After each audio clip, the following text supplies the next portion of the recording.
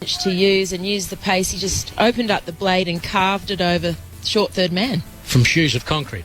Here's the next delivery from Neesham to him, and this one has him driving up towards mid-off, and it's fielded there by Taylor. Well, I mean, what that proves is that this is a good enough pitch that you can just hit the line. You don't have to move your feet.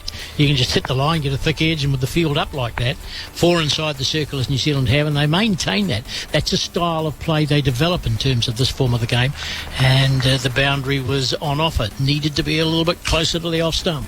Well, Finch is looking to get that front leg out of the way now, starting to free his arms up.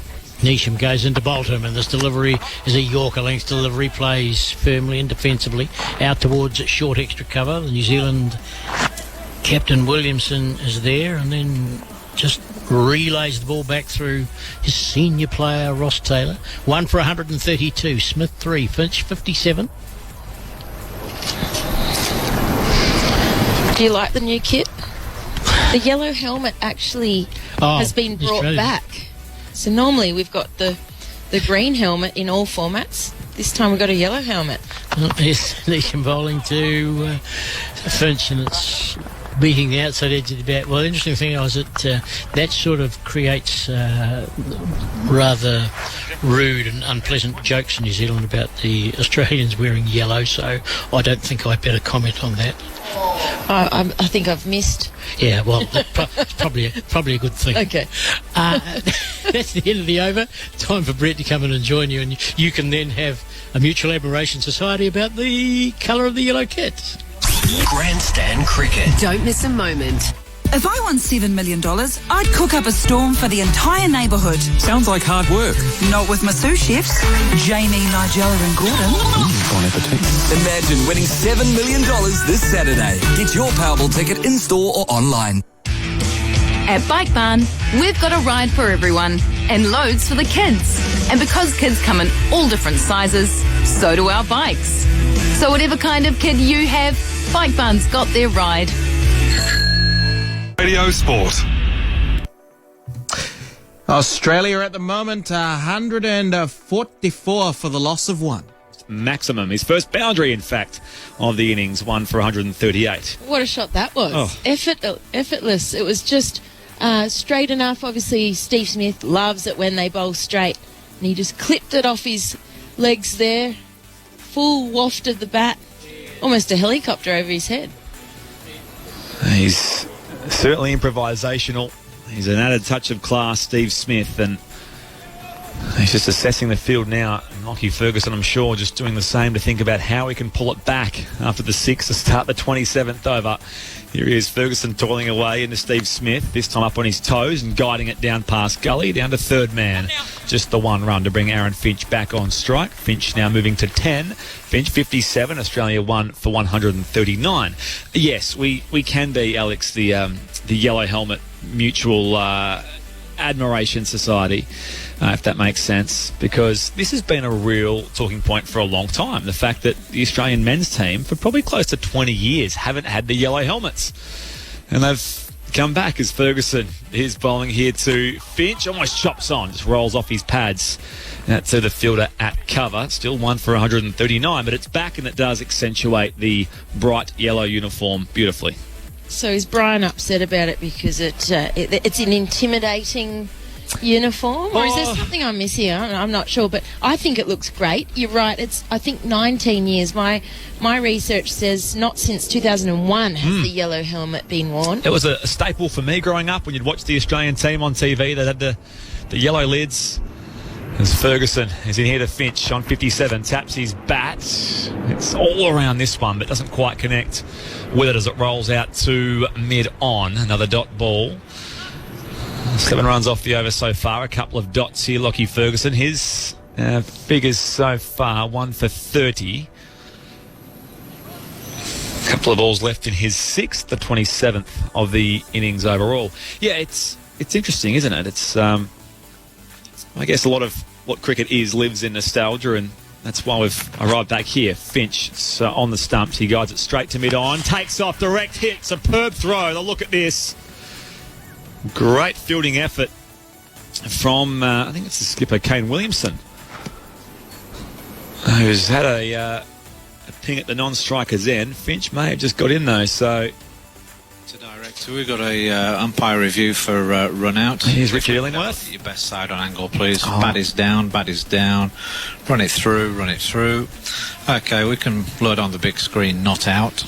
Well, I said they'd look at it, and they did, but he was probably home by a good half a metre, I reckon, Aaron Finch. Well, Finch judged that one a lot better to Kane Williamson at mid-on. Gave himself an opportunity to be run out earlier. And Williamson on that occasion, good enough to pick it up and direct hit, but Finch was safe. Raucous applause here at the SCG. 1 for 140. Steve Smith on strike again, just shaping the drive out through the offside. They think about the second and think better of it.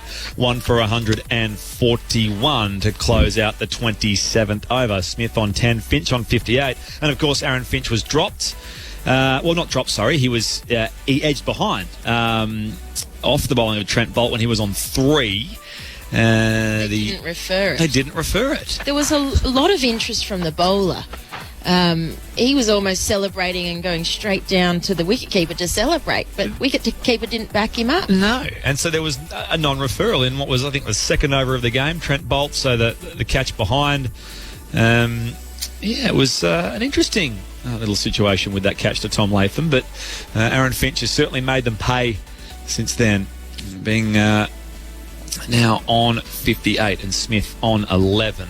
It'll be Trent Boult, in fact, to continue from the Paddington end down in front of us here at the Sydney Cricket Ground. Brett Sprigg alongside Alex Blackwell on Grandstand One Day International Cricket, the first game of this Chapel Hadley series throughout Australia via the Grandstand Digital and ABC Listen app channels, and indeed BBC 5 Live Sports Extra to the UK and Radio Sport New Zealand.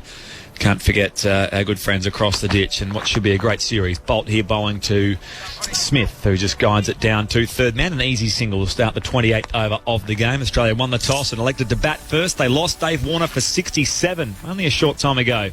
With the first ball, the 25th over, he was caught Ish Sodhi at mid-on off the bowling of Lockie Ferguson for 67. So, partnership of 18 since then, after the opening stand was broken. It will be Finch back on strike, 58, facing Trent Boult, left arm around the wicket. Full slower ball, dug out straight to the fielder at backward point. Dot ball. Well, Boult was excellent in his first spell, so bowling 4 overs up front, none for 11, got the ball swinging to Aaron Finch, obviously with that LBW risk for Finch, and the left arm fast bowler of Boult staying over the wicket, swinging it back into his pads. He looked in real trouble. He just couldn't get off the mark. He will come back over the wicket here, the left armer. Away from us, Paddington end, back of a length, up on his toes, defending is Aaron Finch, again to backward point, no run. And the Aussie batters know how difficult a bowler Trent Boult is. He took a hat-trick against Australia during the last World Cup, claimed the wickets of Khawaja, Starc and Jason Behrendorff. And of course, he's the number 1 ICC bowler in the appropriate rankings.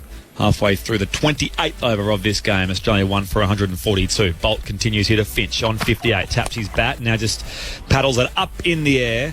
It'll roll safely, though, down to third man. And they change the strike over again, 1 for 143.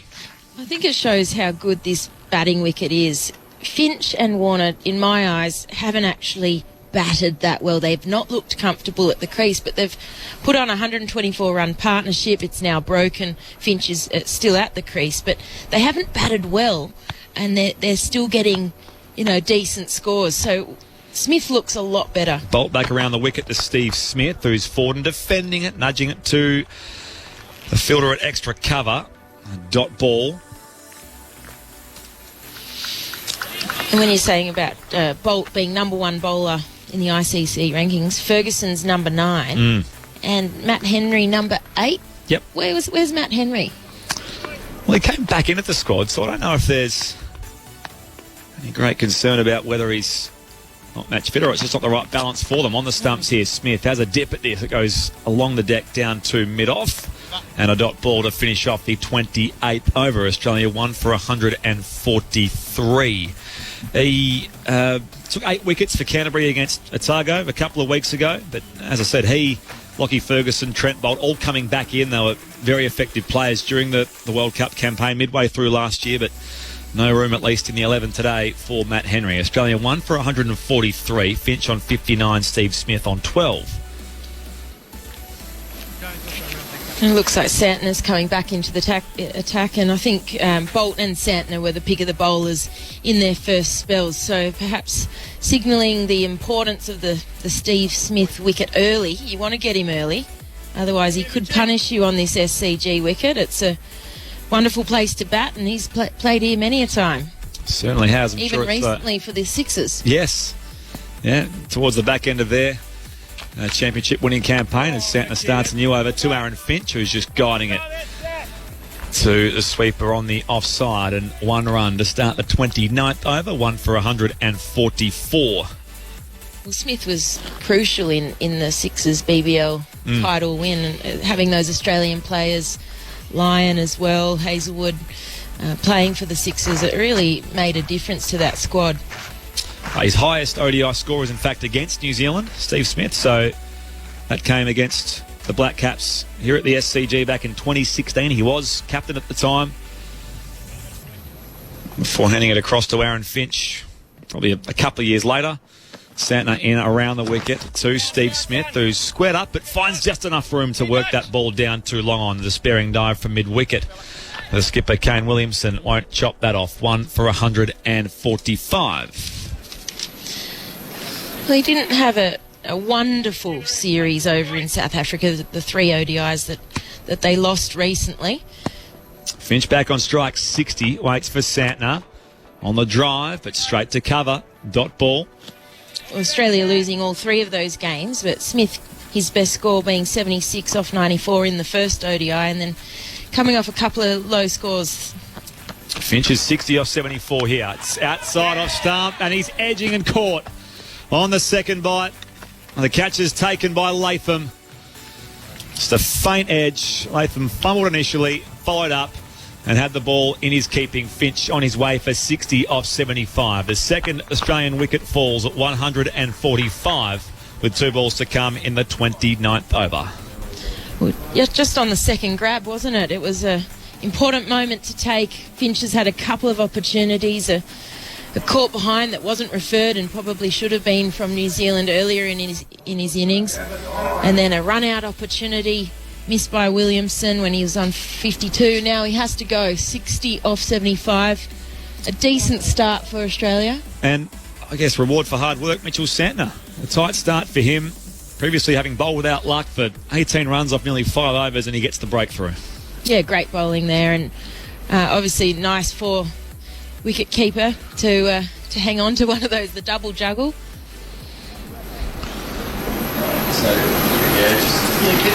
It's going to be Darcy Short come to the wicket batting at number 4.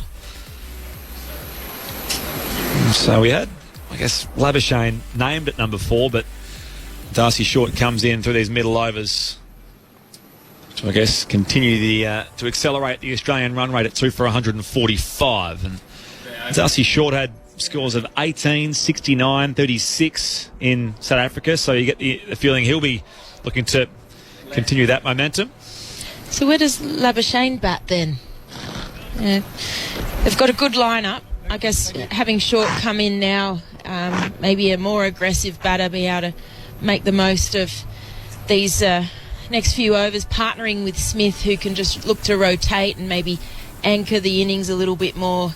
Short maybe getting a bit more of a licence to hit out. And Justin Langer likes a left-hand, right-hand combination as well, so... Well, that will be good against New Zealand, who've been great on their lines today. Yeah. So trying to disrupt some of that discipline that New Zealand have offered. So both Australian openers in the sheds. Warner for 67, Finch for 60. Australia 2 for 145. Here is Santner continuing. To Darcy Short, the new batter, who's playing and missing. Just flew past the outside edge into the gloves of Tom Latham. Great follow-up after the wicket from Mitch Santner. So run rate just at 5 runs per over for Australia. So, and would like to see that start to accelerate. Santner, the last ball, the 29th. Here, Short is again nudging down the wicket, but content just to roll along the deck to mid-wicket. And a dot ball to finish off. A wicket taking over as well, worth just 2 runs for Mitchell Santner. Steve Smith is 13, Darcy Short is 0. Give your vehicle fleet the cutting edge. Sensium provides the world's most advanced driver behaviour monitoring and GPS vehicle tracking hardware and software. For more than 15 years, Sensium has helped New Zealand businesses integrate advanced GPS tracking into their vehicle fleets, supercharging their operational capabilities, resulting in increased productivity, improved driver safety and competitive advantage. Call Sensium today on 0508 764 824 for your free 30-day trial. Sensium, empowering your fleet. Radio Sports Summer of Cricket with Sky Sport, because life needs more sport. Australia 145 for the loss of 2. In this format, so there must be some reason why Short's come in and Langer being proactive there, and it's great seeing that flexibility in the lineup. We see it more in T20, I suspect. Backward point, cover point. Cover mid-off on the offside as Smith just drops and runs to the offside. Short backing up beautifully. They scamper through and get the easy 1. Australia 2 for 146 in the 30th. And, of course, back in the days of yellow helmets, Alex would say that you roughly double your score at 30 overs. That was always kind of the way it was viewed in the late 90s when we started to get up towards those 6 runs and over sort of rates in one-day cricket. Yeah, I think so, and they should be aiming for 300. They've got great batters in the sheds, wickets in hand, flat wicket, wonderful, solid, not express partnership. Darcy Short assesses the field as he's back on the crease by Trent Boult, just drops it to the offside, no run. So there's a mid-wicket on the fence in front of the O'Reilly stand, and a regulation fine leg there as well. Third man is back. Backward point, extra cover mid-wicket, mid-off, mid-on, mid-wicket. And Trent Boult just having a word to Jimmy Neesham down in front of us. It's all the encouragement you can get is from your teammates here when there's a fan lockout on due to the worldwide pandemic precautions. Full ball this time from Boult. Short was stepping forward and defending it back to the bowler. 2 for 146.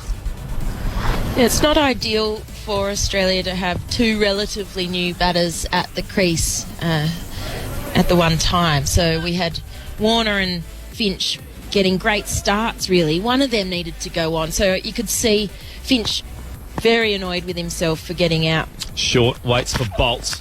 It's on the stumps. He's on the drive. Straight to mid-off, where Jimmy Neesham's waiting for it. Dot ball.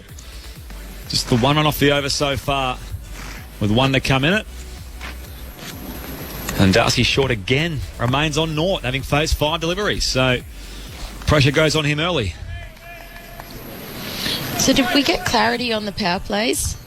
Yeah. Look, I don't want to say explicitly You and I was really, right.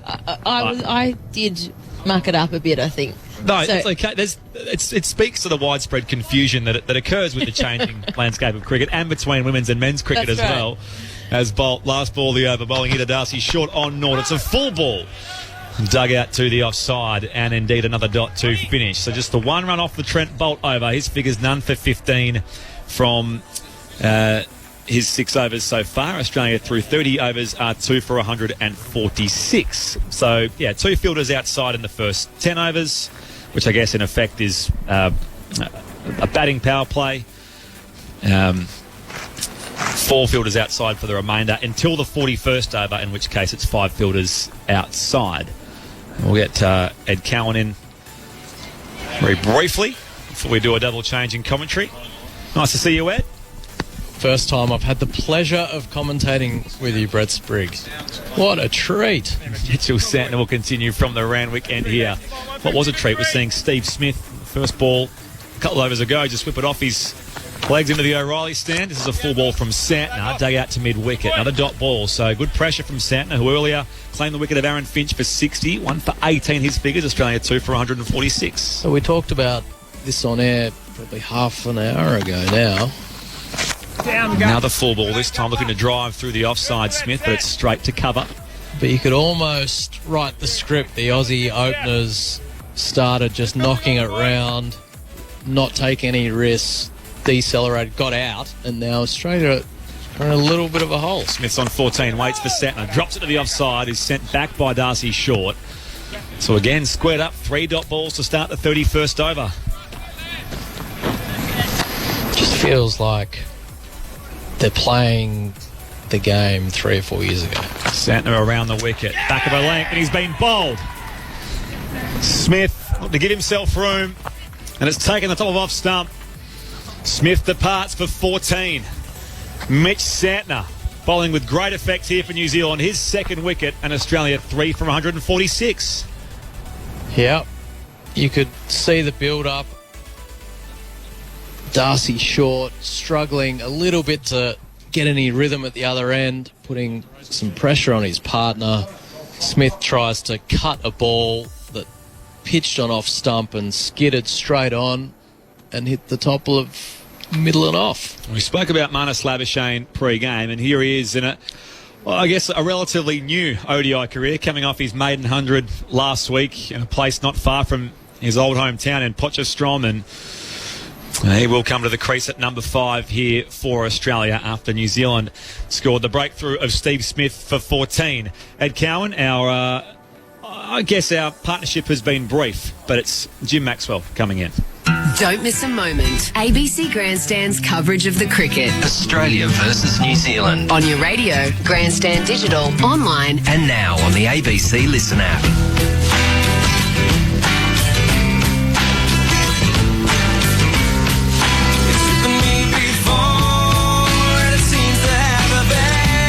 Pressing all the buttons. How are you, Ed? Jim, I'm well. I'm just a little disappointed with the last half an hour from the Australian batsman. And casual? Careless? No, I think neither. You could almost see it coming. It was just a little bit laissez-faire, the way they were just accumulating runs, as though it was almost a bit of a centre wicket. A couple of singles here, a couple of twos there. They were dried up of their boundaries. They weren't willing to take any risks with only 4 men out, and there was some risk to be had, and all of a sudden a couple of wickets and you got 2 fellas on naught, 3 for 146 off 30, and they're now thinking, if we can get to 310 it might be a good score, and unless I'm completely misreading the wicket, 310 feels under par. So Labuschagne is out there, Santner's bowling, and he gets a full straight quick delivery which he pushes back down the pitch. Do you think lack of crowd has any effect on the way they play? This is how they've played for the last 3.5 years, Jim, to be honest. The record says that they've only won 24 of 58 since January 2017. Here we go. Santner bowls Labuschagne on the back foot. He gets a little bit of a steery back cut edge down towards third man for a couple of runs. And I don't think that was 100%, but it sneaked away to third man. It's a courageous old shot, the old back cut off the stumps. Middle and leg stump to get off the mark. KD Walters facing L.R. Gibbs. If you tell me so. That's what he used to do, but he didn't miss. That's why he scored 242 and 100 here in a test match. But that was a little risky, yes. And Australia at the end of the over, 3 for 148. It was a wicket and 2-run over for Santner. And Santner's figures now 6 overs, 2 for 20. Yeah, and he had 4 overs, none for 16, I think, from memory. So he's come back nicely. The wicket has slowed up a little bit, as with the older ball, as you'd expect. But it just shows you the value of playing a few shots at the top. I think Australia started to cruise. So, yes, as we've seen it on a few occasions, when Finch, Smith and Warner aren't out there, it gets a bit awkward. Now, on the back foot goes the bottom hand push to Williamson at that straightish mid-wicket towards mid-on, and there's no run for Short, who's yet to score. Labuschagne 2, 3 for 148. But my point stands up. They're playing with the fear of not wanting to get out. Well, that's how it looks like. Now, on the back foot, he forces in the air, wide of the bowler towards long on for a run. He's off the mark. Not trusting the middle order, so they bat at 80% of capacity, and it actually gets them in more trouble than just saying, you know what, let's go for it here, boys. Actually can't play any worse. We just got beaten 3-0. Well, this is where the innings has normally drifted in recent matches, either setting it up or chasing. Let's see how well they kick on from what was an excellent century opening partnership.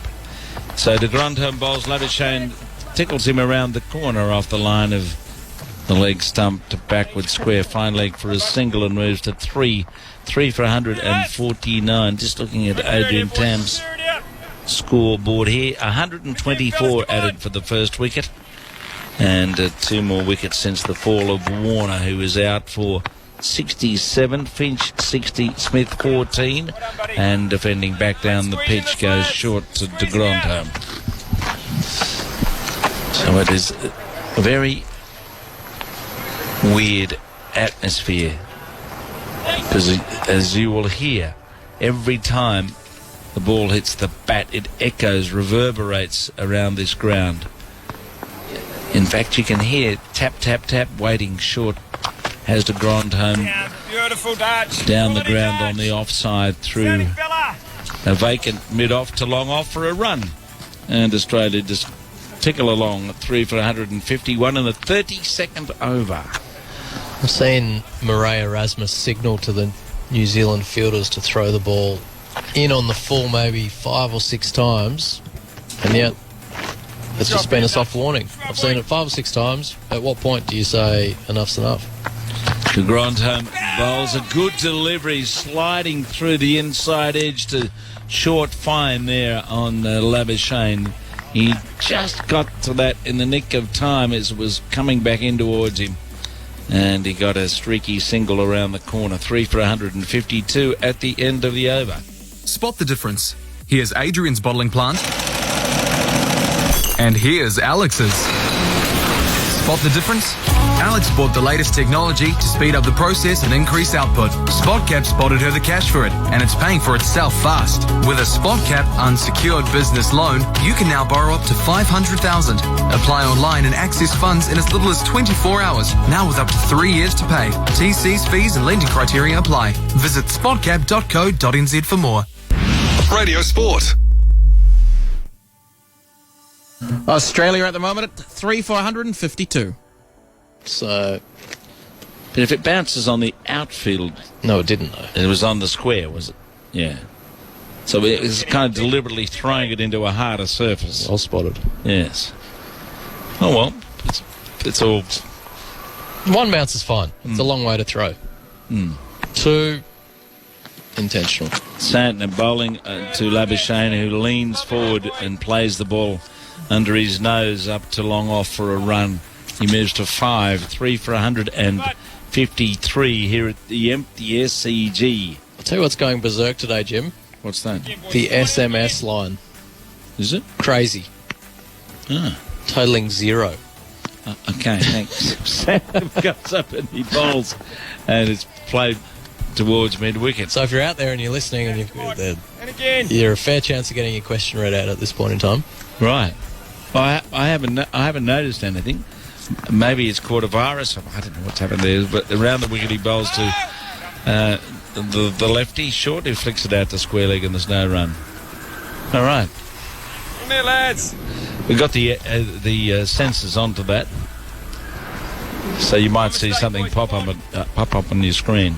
You've got enough imagination to do your own SMSs. Santner goes in again and on the back foot.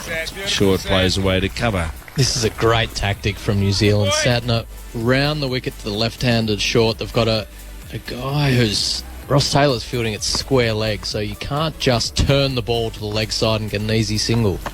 Santner doing a good job, and again he's nipped off to square leg and there's a fieldsman there and they can't score as Taylor picks it up and sends it back. So Santner looking more confident and on top of his game than he did a couple of months ago when he was dropped for the last test match here, when Will Somerville took his spot.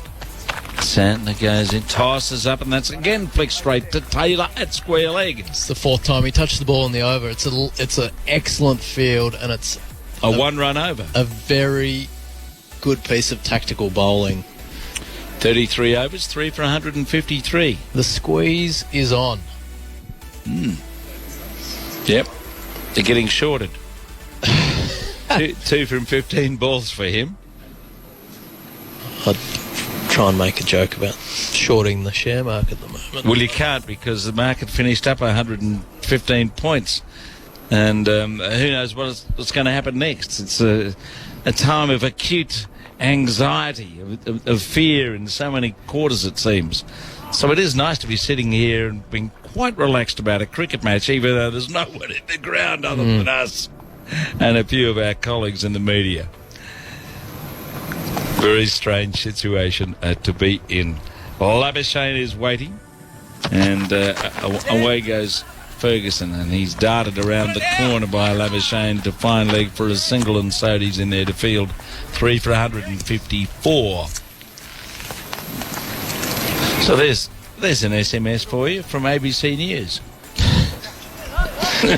I'm surprised. My dad has so many questions about cricket that I never answer because they're a bit painful, and this is his chance. If he could use the SMS, old Rich. They're a bit painful. Really? No, he loves talking cricket. Yeah.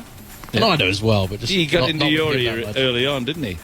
Ferguson in, tossing up, full toss driven, wide of mid-off. It's going hard towards the boundary. It's being chased, it's being overhauled. Yep, Boult does a good job to scoop it back inside the rope as they turn for 3 runs. 3 for 155 in the 34th over. All right, they found them. There are a couple. Just one from your father there? No. Oh. Well, he's on notice now.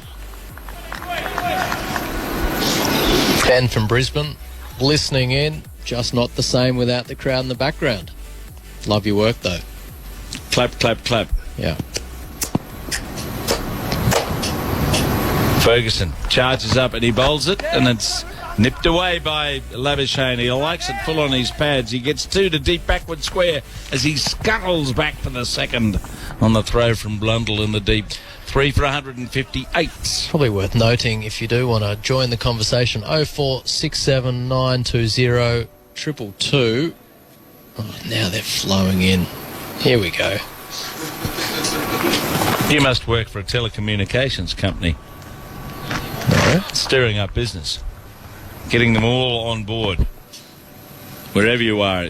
New Zealand, England, Australia. Ferguson pitches up a slower ball, and it's squirted by Labuschagne. Oops, he slipped at the non-striker's end, but there probably wasn't a second there in any case.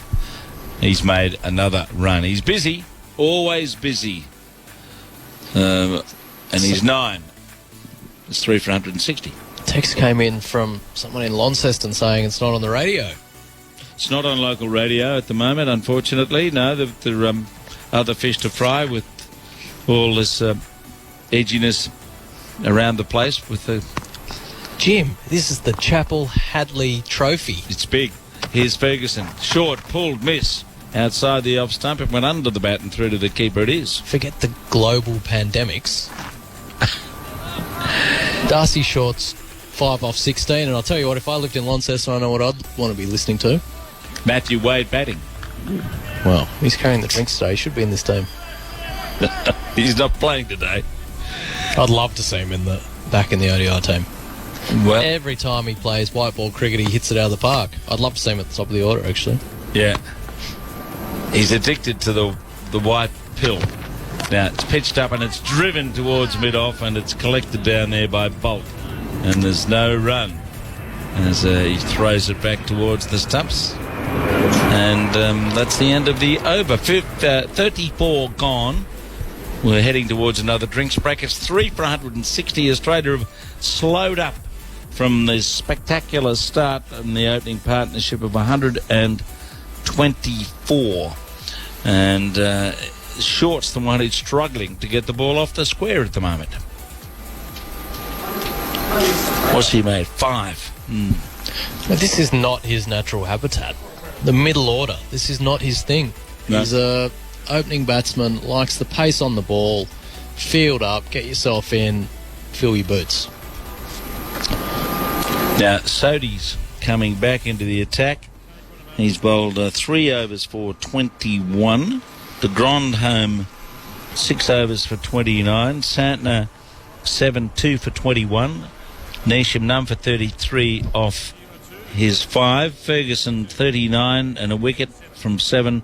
And Boult none for 14 from 6 overs. So Sodhi spreads a few around. Long on, long off, deep mid-wicket, deep cover. And he's bowling to Labuschagne, who taps away, waiting and watching and pulling the ball away out towards deep mid-wicket for 4. Long hoppish from Sodhi, dragged it down, and Labuschagne jumped all over him. There might not be a crowd in, but they're still serving pies because that was an absolute long hop. Yeah. It's the second one he's bowled today. Aaron Finch put the first one into the second tier. First boundary in 8 overs. Thanks, Adrian. In 8 overs. If he bowls another one there, it might go for Dorothy as he drives full of ball and gets a single down towards Santner, who's out there at long off. So you can hear everything that's happening out there in the middle. And Latham's a pretty quiet wicketkeeper. Much quieter than some of the others we've had in that conversational position. Sodhi now moves up to the left-hander. Short back and pulls the short one away. And he's caught in the deep. He's hit it in the air. And short innings is over. 18 balls caught in the deep by Blundell for 5. And it's 4 for 165. And Australia's middle order goes whoopsie-da again.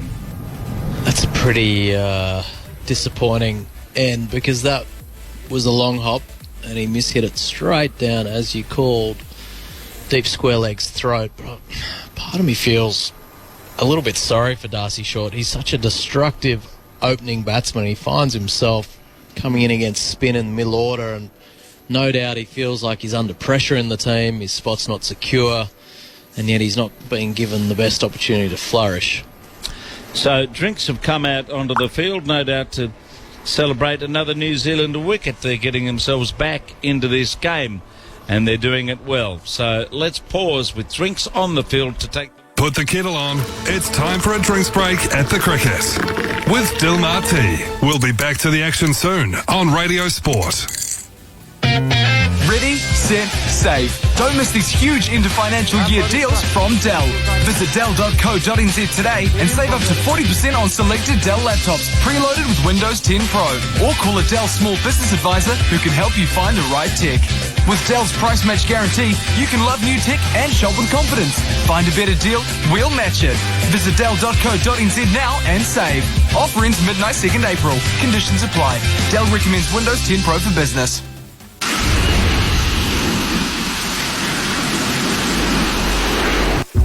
Let farmers help you discover the best of new season styles.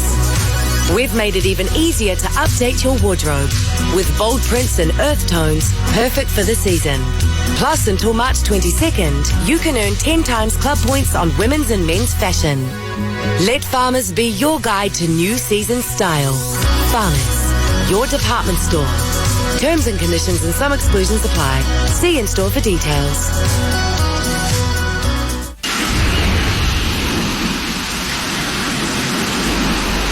Go Harvey Norman for low prices on TVs, audio, whiteware, cookware and small appliances. Plus earn AirPoints dollars and get 26 months interest free. Minimum purchase $599. See online for exclusions, fees, terms and conditions. Low prices at Harvey Norman now. Friday! Busy questioning whether leftovers are still edible? Probably not. Busy getting takeaways? But not too busy to notice this offer. Buy a state comprehensive car policy online and get $50 off. State. 10Cs apply. Radio Sports Summer of Cricket with Razine Colour Shop for expert paint and colour advice. It's 11 Break is over, team. We're back to the cricket with Dilmar T on Radio Sport. Yes, jumped the gun there a wee bit. 6:49, Australia 165 for 4. It's drinks. Let's get back over the Tasman to Brian Waddle. And 165 for the loss of 4 has seen the departure of Short. And, the problems that we talked about at the start of the innings and you had a response for have re-emerged, haven't they, in the Australian batting?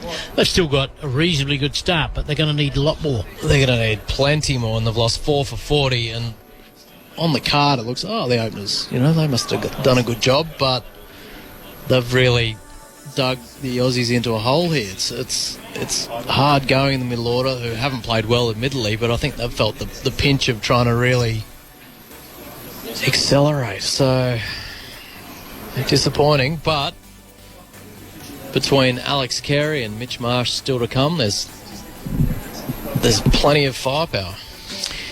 Yeah, and you don't discount the likes of Cummins either with the bat. He can put some runs together, whether or not he's got quite what Marsh and Carey are able to put together. Anyway, here's the first ball of the play after drinks, and Sodhi gets the delivery to the batsman at the crease, Marsh, who plays it out to cover sweeper for a run. An interesting text just came in, and if we get it, it's hard sometimes with the spinners, but I wouldn't mind discussing this, Brian, when we get a second. Oh, sounds interesting. Sodhi again bowls to Labuschagne, a good delivery, has him guiding it out towards short cover, where it's fielded there by Guptill, and there's no run. 166 for 4, Labuschagne 14, Marsh 1. It's a bit of a long text, Steve, from Woy Woy. We'll give you a call as soon as the last ball is bowled, and here it is now. Sodhi bowling to Labuschagne, who drives back past the bowler for a single up towards long off. It'll be fielded there in the deep by Santner. The end of the over, 167 for 4 at the end of 35. It's yours. And it's an interesting point worth discussing, but Steve says we have plenty of batsmen who are wonderful at the top of the order, yet very few who are potent in the middle order. Is it time to move Warner to the middle order? I don't see it weakening the team, and it's something that I've thought about often because he's done it very well in the IPL. His best year for Hyderabad was batting at 4. Interesting. He's got I don't know what other players you have available. It could be suitable for the job. So Darcy Short 1, Matthew Wade 2, Alex Carey potentially 3, and it just allows Warner, who's probably the best batsman in the team, to actually do another job where the Ferguson bowls and has runs taken from the first ball down to the boundary for 4. The pace of the delivery used by Labuschagne, and they've gone into his leg stump more often than is desirable, really, and he's picked off the boundary. 19, 171 for 4. Yeah, they should have learnt from the summer that that's not where you bowl to Marnus Labuschagne, maybe a few years ago, but he's really ironed out all his technical flaws with the ball angling in, and that's absolute money for jam for him. Well, Ferguson again bowls to Labuschagne, and this delivery has him playing into the onside, out towards deep backward square leg. They'll get 1, come back for 2, as the man down in the deep is Sodhi, and they get a couple more.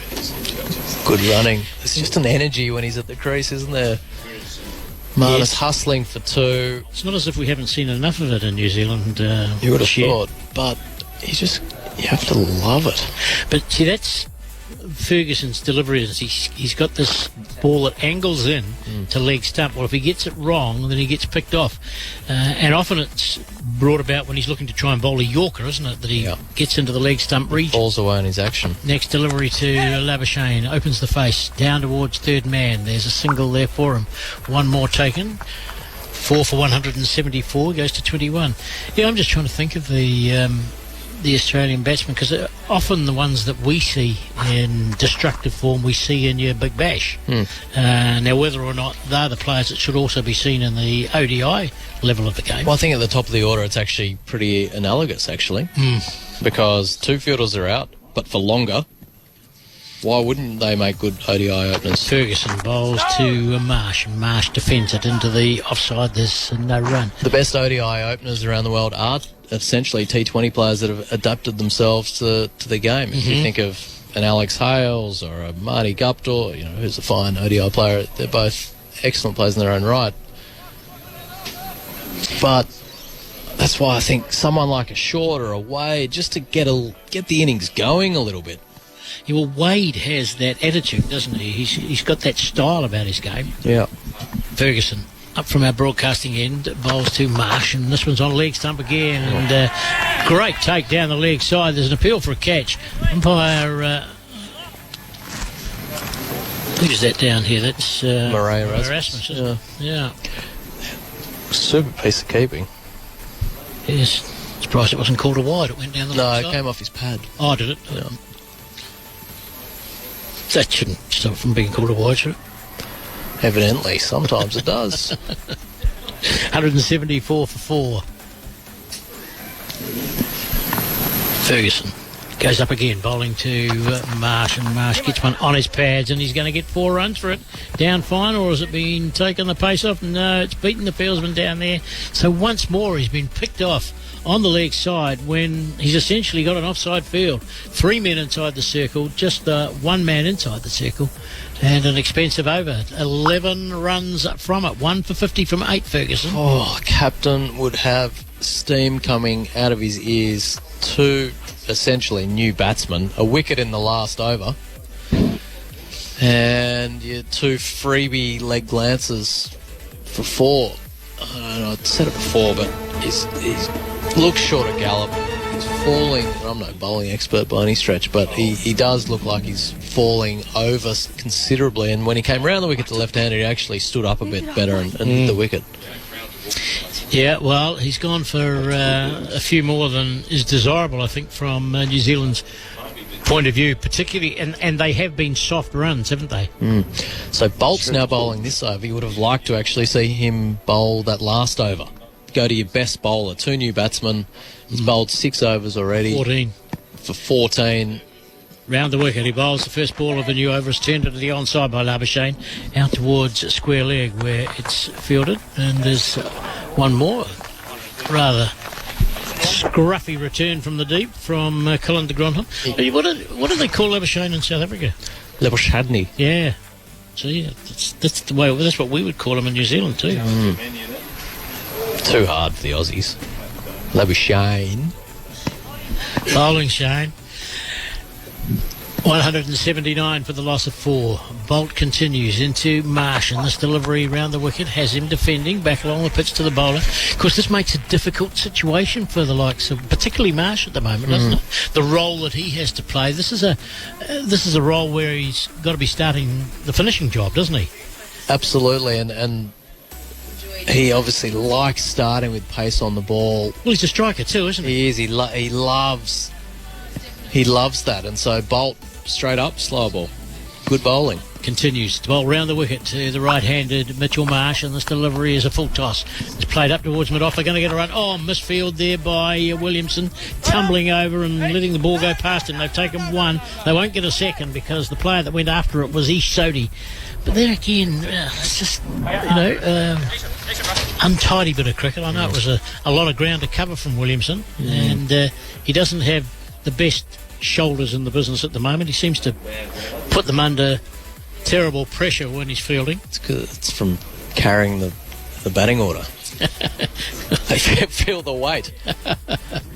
Here's the next delivery to right-handed Labuschagne, who plays Marsh, or he plays into the offside. 181. Poor bugger. Be hard to throw a ball in. It's a bit harsh.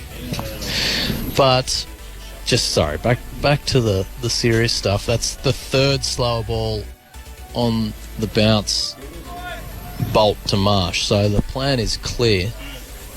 Take the pace off, make him create his own pace. None for 17, Boult has. He's in again, bowling to Marsh. That's tight around about off stump, and all he can do is defend it. 4 for 181. That was a little bit quicker, but back up a length. And you might laugh at this suggestion, but if New Zealand win this, and 1 for 30 off 10 with the new ball on a flat SCG wicket, I'm saying this guy, he's going to get the players 3 votes. Someone might get 150 off 100 balls, but this is how valuable Trent Boult is to this team. None for 17. He's about to bowl the last ball of his 7th over. Well, it's economy and creating pressure, isn't it? That's exactly right. He's back over the wicket, bowling to Marsh, and Marsh drives up towards mid-off. Williamson is there to do the fielding. He's safe and secure. They don't get a run, and a very good over. has been completed. 3 runs coming from it. 181 for 4 off 37. Well, the run rate is under 5, and they were going over 5 quite comfortably in the first wicket stand between Finch and the other opener, of course, David Warner. And that was where we thought they should have been taking a greater risk, perhaps, or pushing the tempo. Well, that 5 and over is now 4 and over.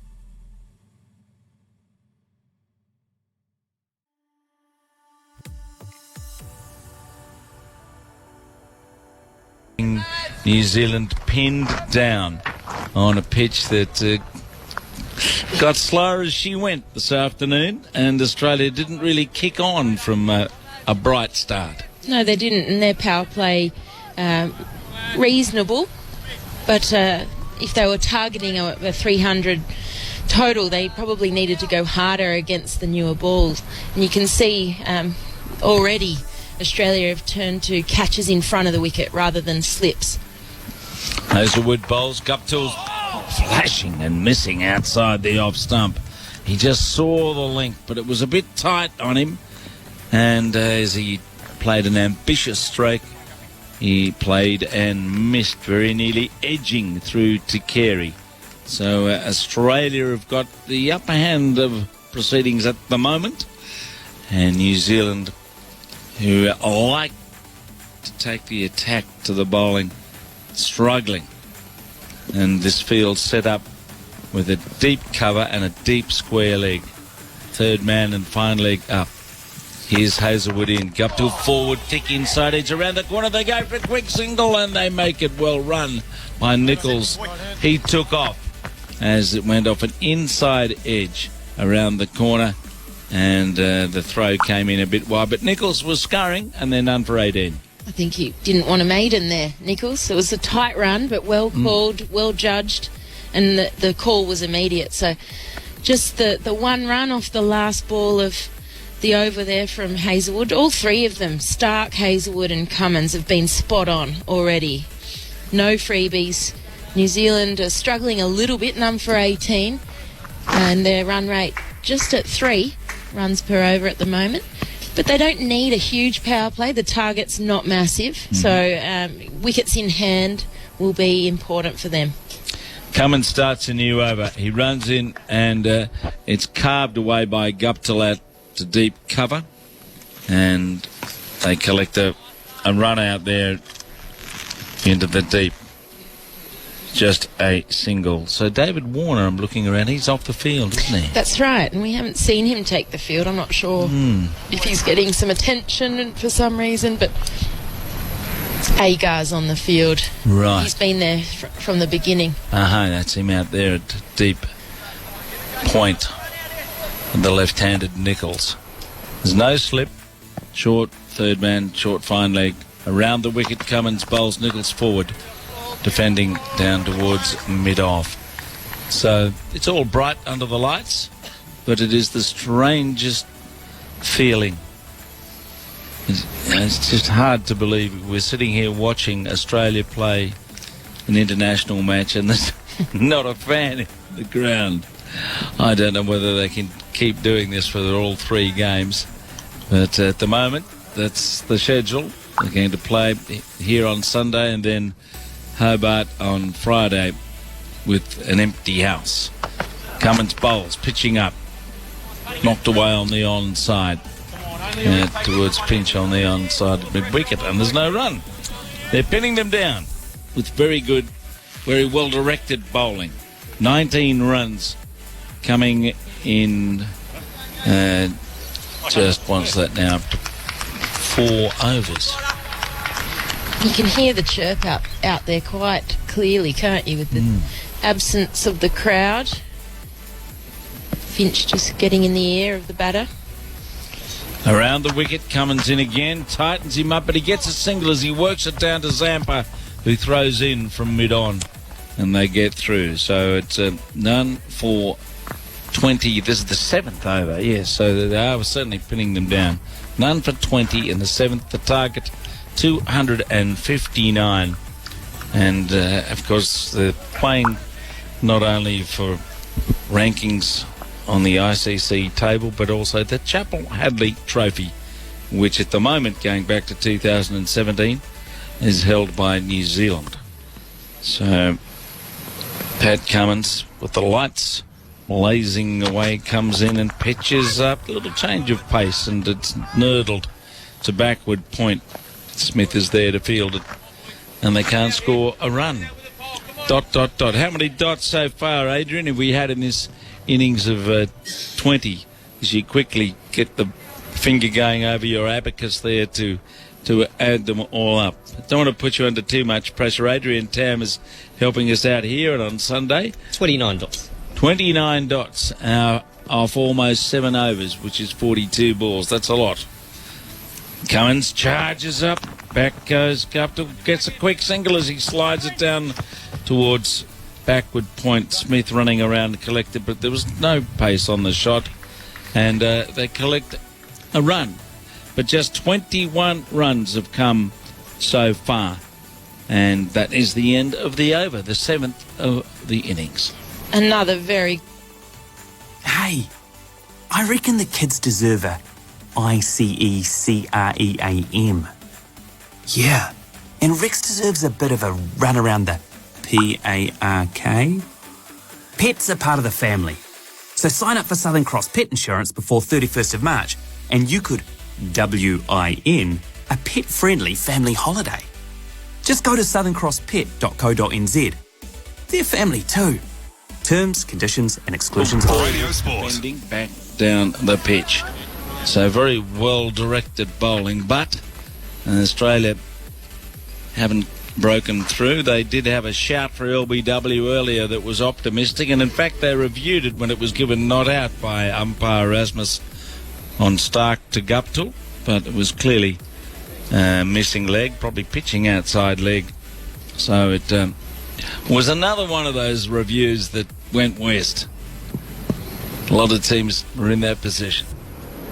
Hazlewood comes up, back he goes, gets a thick edge, wide of short third man, it's running away down towards the boundary, and it will be saved by Pat Cummins as he skidded alongside the rolling ball and stopped it going to the third man boundary, and they picked up 3 on the off glide, the thick outside edge, called it a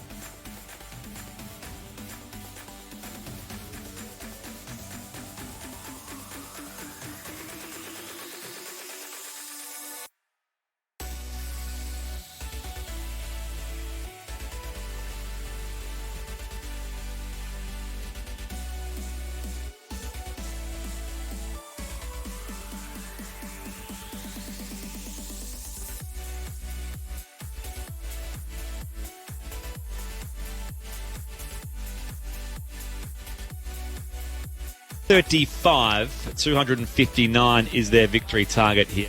Rabobank's global team of 90 food and agribusiness analysts regularly record podcasts. They discuss the latest developments in food and agri sectors and provide insights on what these developments mean for Kiwi farmers. They're a great way for you to keep up to date with the latest industry trends and to gain a better understanding of how market dynamics are likely to impact your business. Best of all, the podcasts are convenient to access and you can tune in at a time that suits you.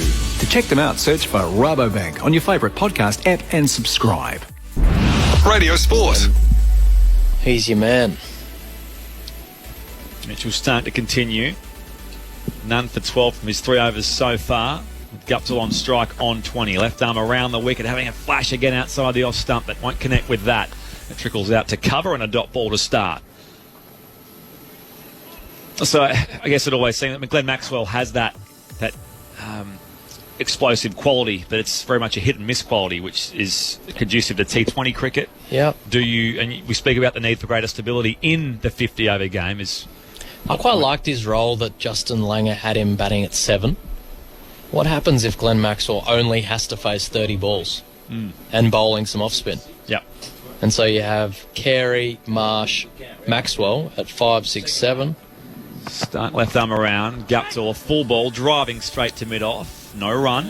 Well, that was the role that he occupied a couple of seasons back, and the concept was always, well, will he be another spinner in that bowling rotation? And the reality was he wasn't really used much as a bowler when he was in the one-day team.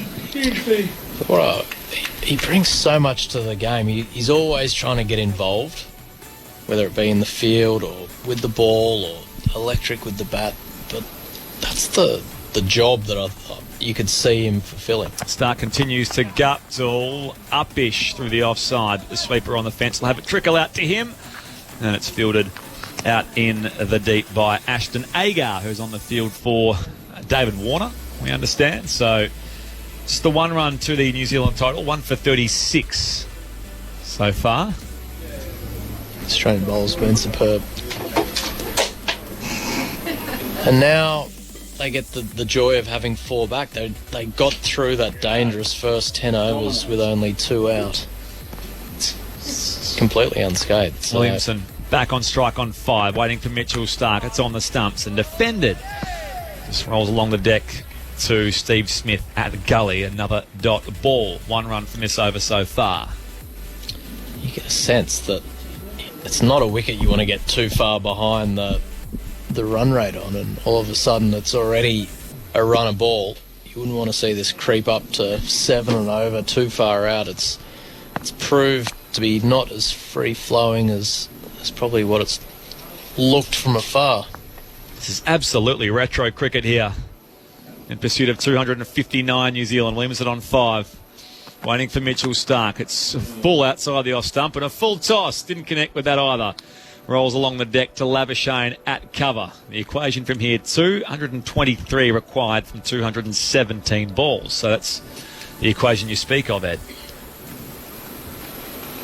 Still 9 wickets in hand. Nicholls was out late in the 10th over. Caught behind off the bowling of Josh Hazlewood, who's found his way back into this 50-over setup.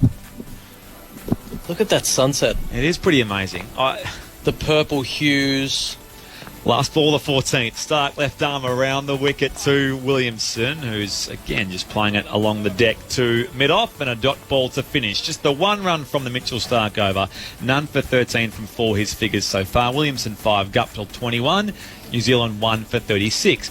Farmers Beauty Week is back. Shop your favourite brands and discover something new. Enjoy the biggest week in beauty with exclusive offers and gifts with purchase. Beauty Week on now, only at Farmers, your department store. Terms and conditions apply. See in-store for details.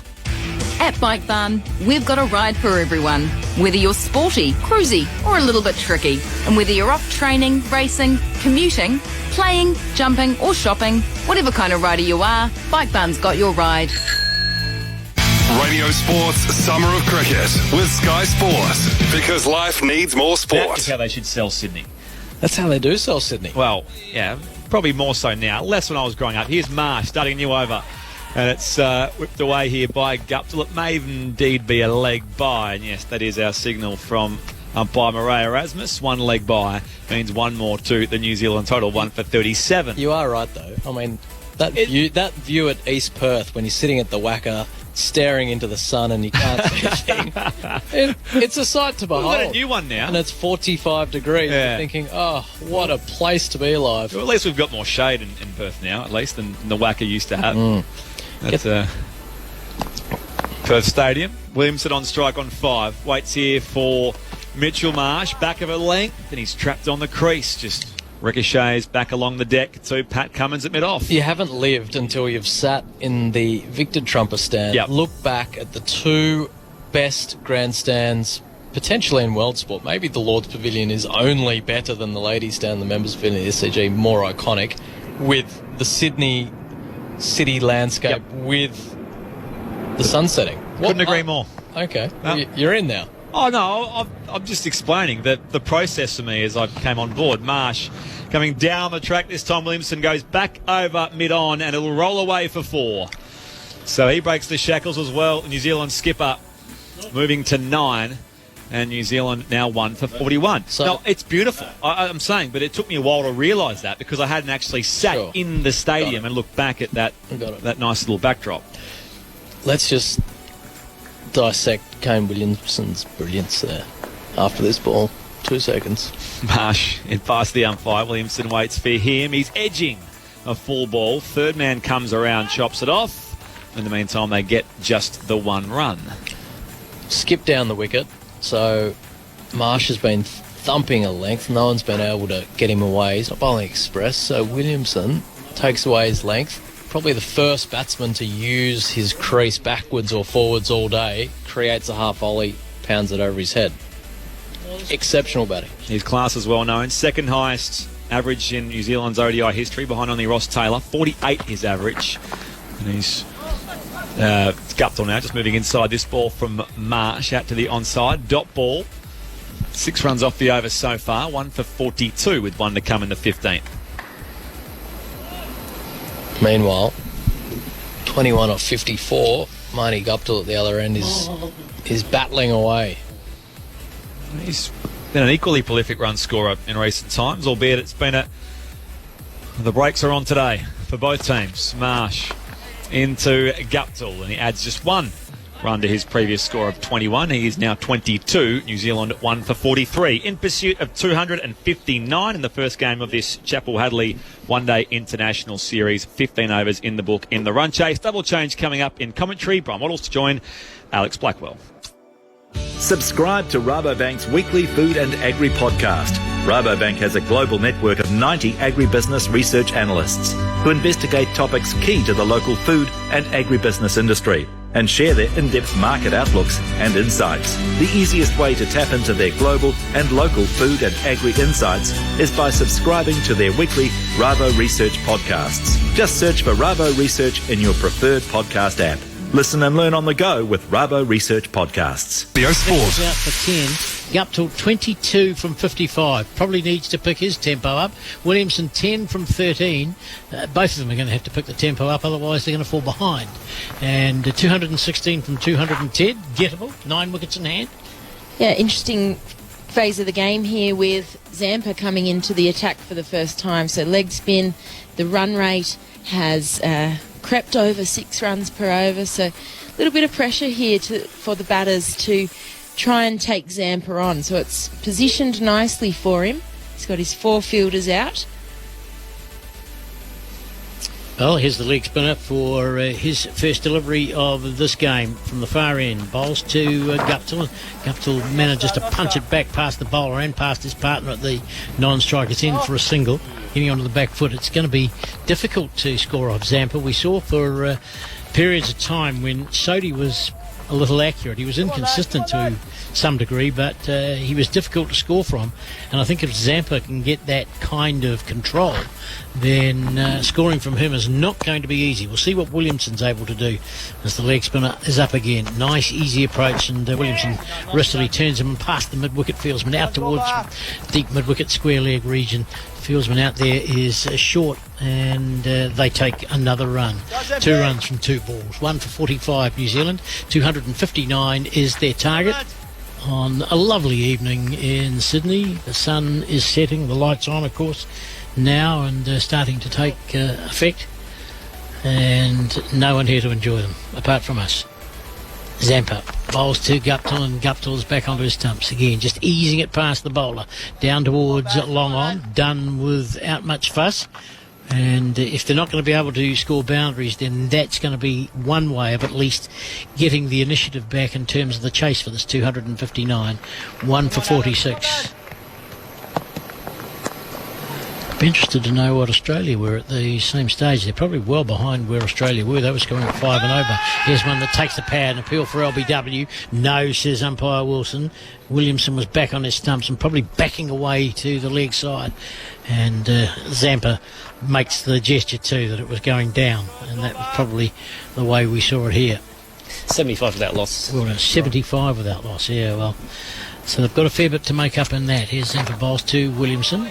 Manages to defend the ball back along the pitch to the bowler. And that's good control. There's a couple of wrong uns that he's bowled. Williamson, all he could do was just ease it into the onside. Good bowling. So no referral used. One's gone. That's all they've got? Yep. Yep, okay. Only the one. Done, first over. Zampa bowls to Williamson, who uses his feet, gets down the pitch and then defends, taken on the front pad. Another good delivery from Zampa. That one taking the pad outside the line of the off stump. But, once more, the batsman came forward looking to be assertive. There's never been a better time than now to head to the West Coast for a few days for Farmlands Ag Fest, March 27th and 28th. Who will be crowned the best chef on the West Coast with Ag Chef West Coast in association with Taipotini Polytech? The Southern Girls Rural Finishing School will be at Ag Fest this year. The Top Twins will pop in for a visit. Come along to Ag Fest and you'll see that the West Coast is open for business. More info at agfest.co.nz. Radio Sports Summer of Cricket with Sky Sport, because life needs more sport. Lions have started well in their first spell, so it's been good. Yep, and they've done a good job. Right, they're ready for us for the newsroom now. Let's go. Satya. The Covey Show, this Friday to Sunday at ASB Showgrounds. Come and see a huge range of 2020 Jayco caravans and motorhomes at the even huger Jayco Pavilion.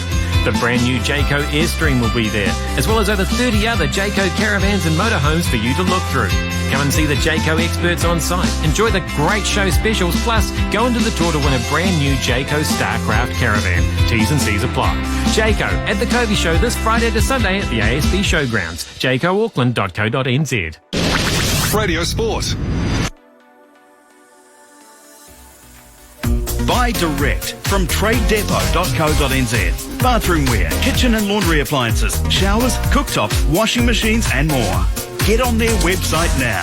TradeDepot.co.nz. You can sponsor a Kiwi kid in need for just $45 a month. As a Variety Kiwi Kid sponsor, you'll provide a local child with bedding, a school uniform and shoes, and support them joining in extracurricular activities. Sponsor a Kiwi Kid at variety.org.nz. Radio Sports Summer of Cricket with Resine Colour Shop for expert paint and colour advice. At Harvey Norman, we understand the importance of sleep.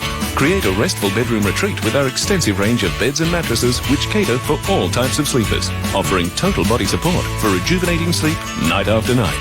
Sleep in comfort with Harvey Norman bedding. At Harvey Norman, we understand the importance of sleep. Create a restful bedroom retreat with our extensive range of beds and mattresses which cater for all types of sleepers, offering total body support for rejuvenating sleep night after night. Sleep in comfort with Harvey Norman bedding. Radio Sport. It's 1 for 46. New Zealand chasing 259, so they need 213 from 204 balls. Only the one down. Guptill is 24 off 57, so not a good strike rate for him. Williamson is looking to try and get that strike rate going. 11 from 17. Here's Marsh bowling to Guptill, who works it away on the onside out square, but there's only one fieldsman in quickly to pick up. Prevents any more than one being taken, but Guptill gets one to take him to 25. Williamson at the moment probably the more likely for New Zealand in terms of getting that strike rate going. Guptill just seems to have been cast to some extent. He's not batting with the freedom we know he's capable of. I guess he's still there, but at some stage he's got to get the scoreboard ticking over a bit quicker. Marsh bowls to Williamson, who's on the front foot, driving out towards the cover sweeper. They'll get a single And a single only. Short is the fieldsman. And one more to the total. 12 for him, 1 for 48. And I think Mitch Marsh is doing a great job. We spoke about the slow bowlers for New Zealand being real keys. The two spinners, Santner and Sodhi. Tonight, Australia have Zampa. I'm not sure they'll go to their part-time spinners, but Mitch Marsh looks like he's just bowling slight leg cutters that are proving difficult, especially for Guptill. Here he is to Guptill, who's back onto his stumps and punches it past the bowler. He wants a run. Oh, he's going to... No, he won't get run out. Either of them could have been run out. They were both out of their ground, looking to take a run. They were caught out of their ground, but the man who had the ball was Labuschagne, and he couldn't hit the stumps at the non-striker's end. So no harm done, but messy for New Zealand. Well, I think the wickets are really going to come from catches in front or maybe create some opportunities in the field. It's slow going at the moment. The batters aren't really looking to play their shots. Marsh goes into Guptill. This delivery has him working past mid-wicket out towards long on. There'll be one and one only as the man in from the boundary is Mitchell Starc. Restricts the scoring to 1. I just get a feeling that this pitch is, as the game has worn on, getting slower and slower, and it's very difficult for batsmen to score with any freedom. The ball not coming onto the bat with the pace that they would want. Even the quicker bowlers with the variation in pace that we saw from, say, the likes of Hazlewood, were difficult to score from. And Marsh is enjoying that at the moment. Here he goes again, 1 for 49. Bowls to Williamson, who runs off down to third man. There'll be 1, easily taken. That's a typical Williamson stroke. Just lets the ball come to him, plays it late under his eyes. Didn't do anything but hold the bat in the line and let it be deflected to short third man. Finch was the fieldsman. That's the 50 posted for New Zealand. And they're chasing 259. Well, Williamson...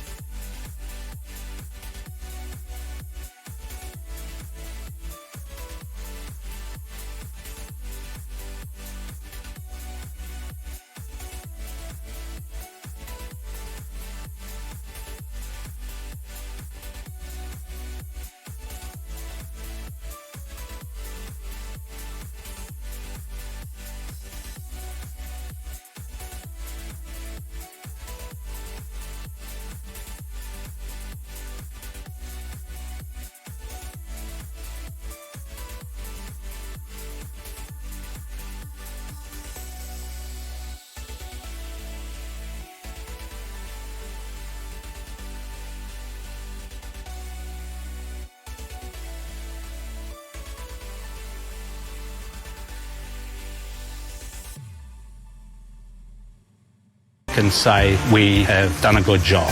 See what they're doing at thevisionisclear.co.nz and be part of the movement on Facebook and Instagram. Powered by Dairy NZ. Radio Sports Summer of Cricket with Sky Sport, because life needs more sport. Zampa coming in from the far end, bowls to the New Zealand captain, and this one has him driving into the offside, past the inner circle, goes out towards deep, wide, long off. They've taken one. Guptill coming home for the second. The man way down in the deep had a lot of running to get to the ball, and he's not the quickest in the field as Smith. So they got two. 101 for 64 in the 20th over. Williamson again waits for Zampa. This delivery term has him bowled.